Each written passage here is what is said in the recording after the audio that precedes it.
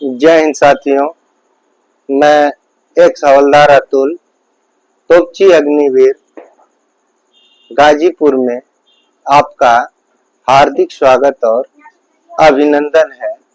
मैं आज वीडियो बनाने जा रहा हूं कि अग्निवीर क्यों अच्छा है या क्यों खराब है, किन के लिए अच्छा है और किन के लिए खराब है। तो आज हम केवल अग्निवीर के बारे में बात करेंगे और इसकी अच्छाई के बारे में हम बात करेंगे। थोड़ी बहुत चीजें होंगी जिसमें हम कि इसकी बुराई क्या है उसके विषय में भी हम बात करने वाले हैं। आप लोगों से मेरा विनम्र निवेदन है कि ज्यादा से ज्यादा लोगों को शेयर करें, सब्सक्राइब करें और लाइक करें ताकि इससे एक खड़ा प्लेटफार्म पे फौजी का भी मनोबल अप हो। मैं रिटायर्ड हवलदार अतुल सिंह तोपची अग्निवीर में आपका हार्दिक स्वागत और अभिनंदन करता हूं। आज हम बातें करने जा रहे हैं कि अग्निवीर, आखिर अग्निवीर योजना अग्निपथ स्कीम से लाया गया है और इसको लाने का मेन हमारा जो मकसद है और हमारी सरकार का जो मकसद है कि ज्यादा से ज्यादा युवा इसमें भर्ती हो और भर्ती हो करके देश की सेवा करे। सबको पता है कि अगर हमारा देश बचाने का काम युवा करता है और युवा में भी वो सैनिक युवा करते हैं जिनके ऊपर इस भारत का पूरा बल समर्पित है। हमारे देश में आज भी 60% युवा है और युवाओं को ध्यान में रखते हुए भारतीय सरकार ने इसके विषय में ज्यादा विवेचना और विचार करके इस अग्निपथ योजना को हमारे सैनिकों के बीच में लाया है, क्योंकि उसको पता है कि यह सैनिक बनना कोई आसान चीज नहीं है। सैनिक एक ऐसी छवि है, एक ऐसी योग्यताएं हैं जो चाह के भी लोग नहीं बन पाते और ये नौकरी नहीं है, इसको हम सर्विस कहते हैं। सर्विस यानी कि हमारा देश का सेवा, और इस सेवा को मद्देनजर रखते हुए ही भारतीय सरकार ने इस योजना को लॉन्च किया है।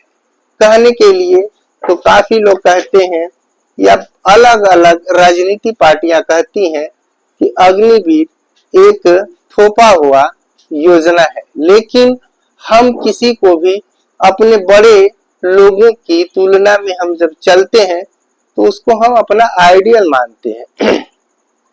जैसे हमारे शिक्षार्थी विवेकानंद को मानते हैं, वैसे ही हमारे गाजीपुर उत्तर प्रदेश के युवा वीर अब्दुल हमीद को अपना आइडियल मानते हैं।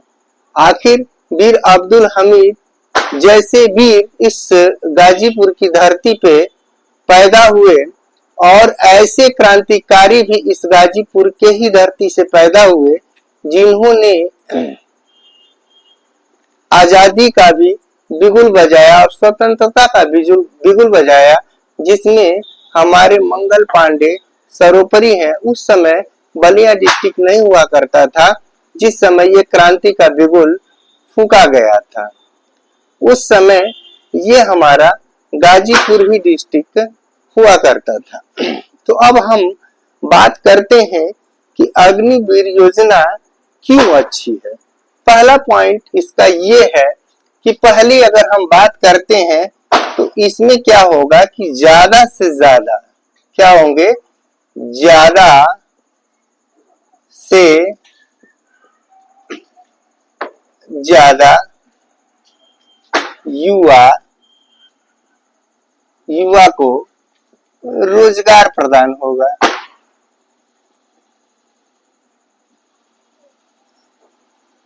होगा।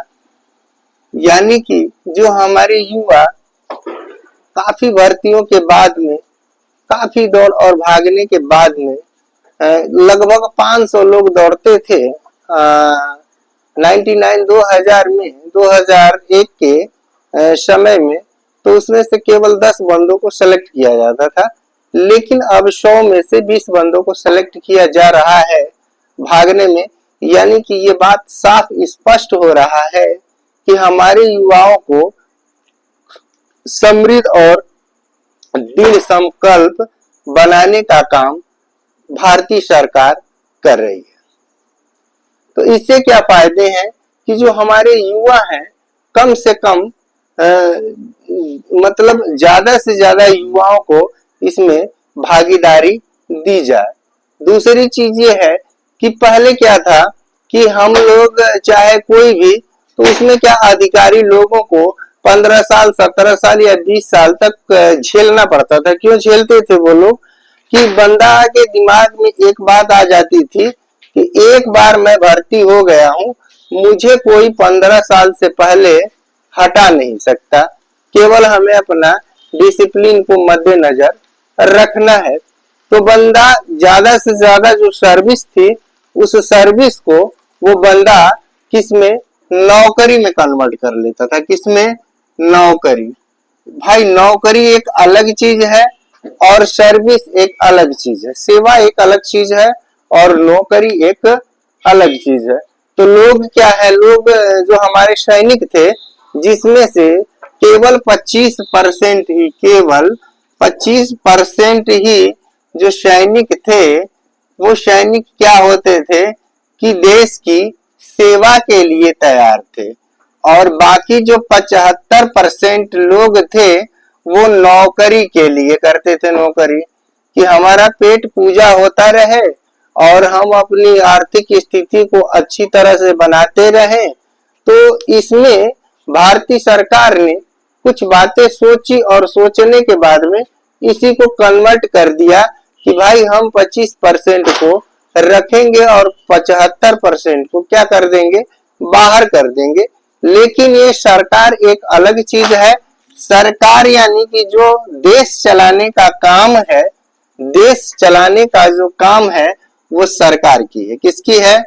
सरकार की है। देश को चलाने का काम, चलाने का काम सरकार की है। किसकी है बाबू? तो ये देश चलाने का काम सरकार की है। लेकिन भारत को संभालने का काम किसको है, या भारत को बचाने का काम, यानी भारत को बचाने का काम, बचाने का काम किसके हाथ में है? तो किसके बचाने का काम युवा के हाथ में है। और युवा कैसे? और वो सैनिक के हाथ में है। यानी कि देश को बचाने का काम सैनिक करेगा और देश को चलाने का काम नेता लोग करेंगे। तो उनका सबका एक अलग अलग फंडा है। लेकिन कोई भी पार्टी हो या कोई भी नेता हो अपने देश को बचाएगा तभी तो देश को चलाएगा। जब हमारे पास में देश भारत रहेगा ही नहीं तो क्या आप इस भारत के प्रधानमंत्री बन सकते हैं क्या? नहीं। क्या आप भारत के मुख्यमंत्री या किसी राज्य के मुख्यमंत्री बन सकते? नहीं। राज्यपाल क्या आप बन सकते हैं क्या? नहीं। राष्ट्रपति आप बन सकते? नहीं। अगर जब तक ये भारत है तब तक सब कुछ ठीक है।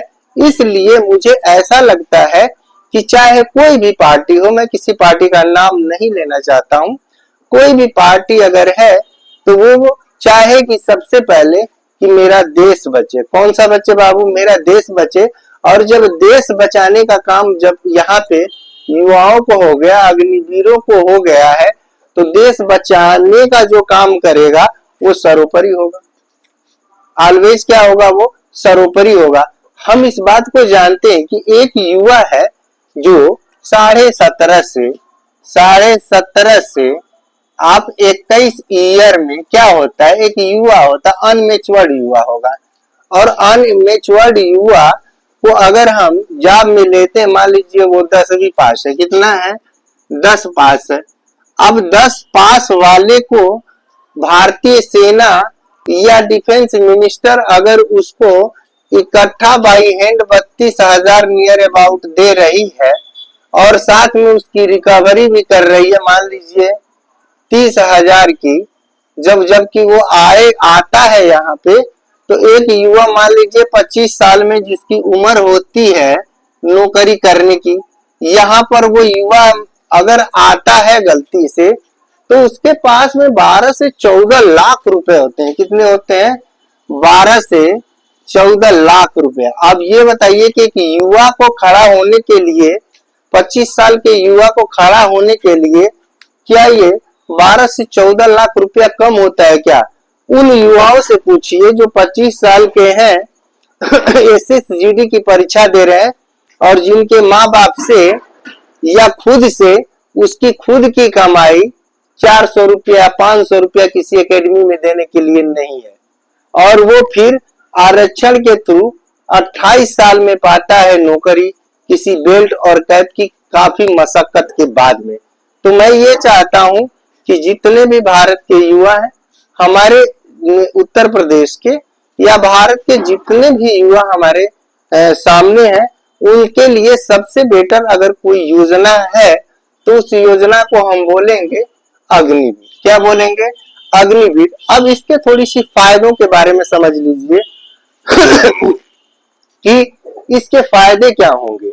अब इसके फायदे अगर जो भी बात मैं करूं तो इसके फायदे ढेर सारे हैं। अब फायदों के बारे में अगर देखिए तो याद देखिए, पहला फायदा तो ये है कि बंदा अगर 4 साल में रिटायर्ड हो जाता है, क्या होगा? अगर रिटायर्ड होगा तो बाकी तो अपना तनख्वाह ले रहा होगा, खा के पी के जैसा भी है।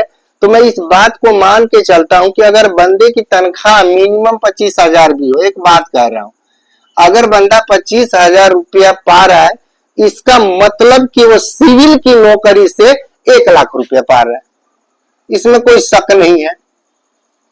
ये बताइए कि 10वीं पास वाले लड़के को जो फैसिलिटी दी जा रही है इंडियन आर्मी की तरफ से, वो दिया तो जा रहा है 25,000 रुपया बचाने के लिए और 1 लाख रुपए की फैसिलिटी दी जा रही। आप बताइए कि कौन ऐसा युवा है भारत के अंदर, कोई ऐसा युवा है जिसकी उम्र 17.5 साल हो और वो बचा रहा हो 25,000 रुपया? ये हो नहीं सकता। इसमें क्या होता है कि हम बहुत पढ़ लेते हैं, अब पढ़ने के बाद में नौकरी पाते हैं कितने ईयर में? 45 साल में। जब हम 45 साल में नौकरी पाते हैं तो नौकरी कितना करते हैं बिना पेंशन के? तो मान लीजिए कि 60 साल, यानी कि 15 ही साल वो भी नौकरी कर रहा है। कितना कर रहा है ये? 15 साल कर रहा है। और 15 साल में ये किस अवस्था में आ रहा है? ये वृद्ध अवस्था में आ रहा है। किस में आ रहा है ये? तो वृद्ध अवस्था में आ रहा है। तनख्वाह इसकी कितनी हो रही? मान लीजिए एक टीचर है, एक टीचर की तनख्वाह बहुत ज्यादा होगी मेरे ख्याल से, तो 60,000 रुपया होगा। अब ये बताइए कि कितने 60,000 रुपया इसके माँ बाप ने इसको पढ़ने के लिए लगाया होगा तो ये जाकर के टीचर बने हैं। और वैकेंसी आप देख रहे हैं कि 4 साल में, 5 साल में या 6 साल में एक वैकेंसी आ रही है टीचर की। अब ये पूरी कंपटीशन कर करके अपने बक्से को जो है ना पूरे सर्टिफिकेट से बंदा भर लेने के बाद में टीचर बनता है। क्या बनेंगे ये? एक स्कूल के, प्राइमरी स्कूल के बनेंगे या डिग्री कॉलेज के प्रोफेसर भी बनते हैं। तो इनकी अवस्था क्या हो जाती है? जो अवस्था कमा के घर आने की है उस अवस्था में ये लोग क्या करते हैं? ये नौकरी करते हैं। और ये नौकरी करते हैं। अब तीसरी चीज देखिए, अगर ये बंदा, इसका एक एग्जाम्पल तो ये हो गया। दूसरा देखिए, अगर ये बंदा इतना पा रहा है, इसके बाद में दूसरा देखिए चैप्टर कि अगर गलती से, पहली बात तो मुझे गुप्त सूत्रों द्वारा पता चला है कि लड़ाई चल रही है 50 और 50 की, यानी कि 50% रहेंगे और 50% रिट्री किए जाएंगे, यानी 50% को बुलाया जाएगा और 50% को छोड़ दिया जाएगा। अब हम बात करते हैं इस 50% में, तो इस 50% में अगर कोई बेल्ट कैप की नौकरी है, इसको अगर ये 15% सेंट्रल गवर्नमेंट दे देगी। कितना दे रही है? 15% छूट दे रही है, रिलैक्सेशन दे रही है 15%। इधर कितना बच रहा है बाबू? तो इधर बच रहा है 85%। चलिए 1 मिनट के लिए, उत्तर प्रदेश में या कोई किसी राज्य में अगर कोई सरकार में है, वो बोलता है कि पुलिस और बाकी फोर्सों में इसको 20% दे देता हूं, तो आप बताइए इसमें से 20 को कम किया जाएगा तो कितना बनेगा? 65%। फिर देखिए कंपनियां अगर 40% इसको दे देती हैं तो ये कितना बच जाता है बाबू, तो ये बच जाएगा कुल मिला करके ये बचेगा आपका 25%। अब ये बात बताइए कि अगर यही रिदम अग्निवीर के साथ में चलता रहा लगातार 5 से 10 साल तक, तो आने वाले समय में यहाँ के लोग बेरोजगार होंगे। कौन होंगे? लोग होंगे, पढ़े लिखे लोग होंगे, लेकिन अग्निवीर बेरोजगार नहीं हो सकता। क्योंकि आप जब कभी पढ़ाई करते हैं बड़े लेवल की या छोटे लेवल की, तो उसमें दो ही शब्द आते हैं कि इस देश को गठन करने में दो लोगों का योगदान है। एक तो व्यापार बोलते हैं, क्या बोलते हैं? एक को व्यापार बोलते हैं और दूसरा बोलते हैं सेना। अगर ये दो चीजें जिस देश में ताकतवर है, उस देश को कोई हटा नहीं सकता है। उस देश को क्या है, कोई भी पीछे नहीं कर सकता है। लेकिन सेना ताकतवर कैसे होगी? सेना ताकतवर तो युवा ही सेना हो सकती है, वृद्ध वाला तो होगा नहीं। तो अब ये बातें क्लियर हो गई हैं कि यहाँ से लेकर के आने वाले समय में अगर मान लीजिए कि अगर मैं ही हूँ, मैं एनसीसी कर रहा हूँ, 1 मिनट के लिए सोचिए, एनसीसी में मेरा समय लग रहा है 3 साल। कितना लग रहा है? एनसीसी में हमको पूरा सी सर्टिफिकेट लेने में लग रहा है हमको 3 साल। आप बताइए कि 3 साल अगर मैं 10वीं पास हूँ और 10वीं से 3 साल करता हूँ, तो मेरा जाने के बाद में बीए में या बीएससी में मेरा सी सर्टिफिकेट क्लियर होता है। अगर बहुत होनहार हूँ तो, लंबा चौड़ा हूँ तो 3 साल में होता है। अब इस एनसीसी का फॉर्मेशन देखिए, तो हमने पूरा जो है 3 साल तक अपने माँ बाप का पैसा लगाया। किसका लगाया? हमने अपने माँ बाप का लगाया। आरक्षण कितना मिल रहा है? तो 5%। तो ये बताइए कि अगर हम 5% के लिए हमारे युवा पूरी जिंदगी को निछावर कर रहे हैं, तो हम अब जो युवा हैं उनके दिमाग में ये बात तो आनी चाहिए कि अगर एक बार अग्निवीर में मैं भर्ती हो चुका हूँ, अगर हो जाता हूँ, तो मेरी पूरी जिंदगी जो है ऐशो आराम की कटेगी।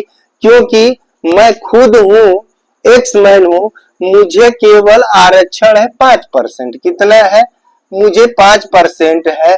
अब मैं पुलिस के परीक्षा में जाऊं और बैठ जाऊं और उल्टा सुल्टा ही गलती से मैं मार के आता हूं, तो मेरे को क्या बुलाया जाता है? फिजिकल के लिए बुलाया जाता है।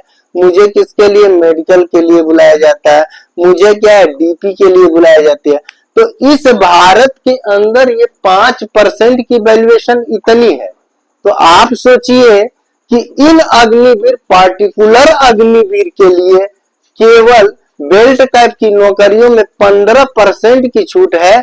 तो आप इस बात को सोच सकते हैं कि 15% में जो युवा हमारे अब गए हुए हैं, वो कोई भी बेरोजगार नहीं रहेगा। इसमें कोई डाउट नहीं होना चाहिए। यानी कि लाइफ आपको बनाना है, अगर अच्छी लाइफ बनानी है, तो आपसे मेरा विनम्र निवेदन है कि इस वीरों की धरती गाजीपुर को धूमिल मत करिए। क्योंकि ये ऐसी धरती है जिस धरती के नाम पर सैनिकों का गर्व से चेहरा और पूरे भारत जो है गर्व से देखता है, और वो केवल देखता है गाजीपुर को। अगर हम बात करते हैं कि अगर कोई पार्टी गलती से आई है, नहीं आई है, जैसा भी है, तो क्या ये अग्निवीर को अगर खत्म करेगी तो 2 काम और करेगी। सबको अग्निवीर जैसा ही बना देगी, मानते हैं बात को, सबको एक जैसा बना देगी। अब एक चीज बताइए कि एक जैसा बन जाना भी क्या एक अच्छी बात है क्या?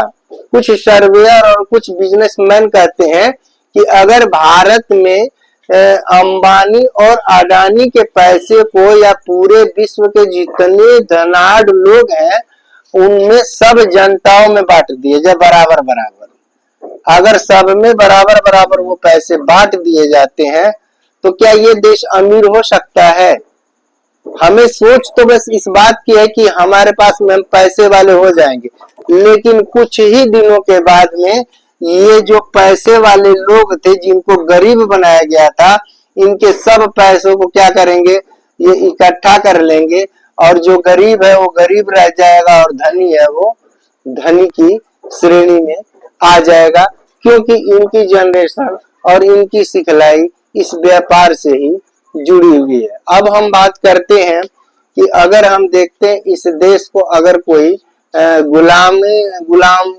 गुलामी की जंजीरों में कोई जकड़ा था तो वो जकड़ा कौन था, तो जकड़ने वाले हैं ब्रिटिश ईस्ट इंडिया कंपनी। कौन है, British east India company, BEIC। BEIC ने तकरीबन जो कंपनी का राज चला है वो नियर अबाउट 100 साल तक चला था। इसके बाद में क्राउन का 99 ईयर लगभग इनका चला, यानी कुल मिलाकर के अप्रोक्सीमेट कहते हैं तो इस देश के ऊपर 200 साल तक अंग्रेजों ने राज किया है। और ये अंग्रेजों ने राज किया तो आपको इस बात का समझ में आना चाहिए कि हमारे देश में किसने राज किया, कंपनी यानी कि व्यापार, यानी कि जो व्यापार है वो टाइट होना चाहिए किसी भी देश के लिए। अगर व्यापार ढीला है, कोई दूसरा व्यापारी है तो अपने व्यापार का लालच दे करके हमारे देश के लोगों को हड़प के लेके चला जाएगा। इसके बाद में देखिए तीसरी चीज हम बताते हैं कि ये व्यापार के मुद्दे से आई, लेकिन इसकी जो सैन्य शक्ति थी, वो जो सैन्य शक्ति थी, इस सैन्य शक्ति को बढ़ाने में इन भारतीय युवाओं का हाथ था। यानी कि ब्रिटिश ईस्ट इंडिया कंपनी के अंदर जो सैनिक थे वो क्या थे, तो वो सैनिक ज्यादा से ज्यादा बताते हैं लोग कि 1/6 यानी कि 6 में 1 होता था यूरोपीय कंट्री का और बाकी जो होते थे ये भारतीय होते थे। क्या 6 भारतीय होते थे, यानी कि 6 गुना ताकत के साथ में हमारा इस्तेमाल करके इस देश को लगभग 200 साल तक इन्होंने गुलाम बनाया। तो आप अभी इस बात को तो सोचेंगे कि भाई ये बात तो आपके समझ में आएगा कि ये सेना ही एक ऐसी चीज है जो देश को गुलाम भी बना सकती है और देश को बचा भी सकती है। इसी के साथ में हम अपनी वाणी को विश्राम देते हैं। जय हिंद, जय भारत।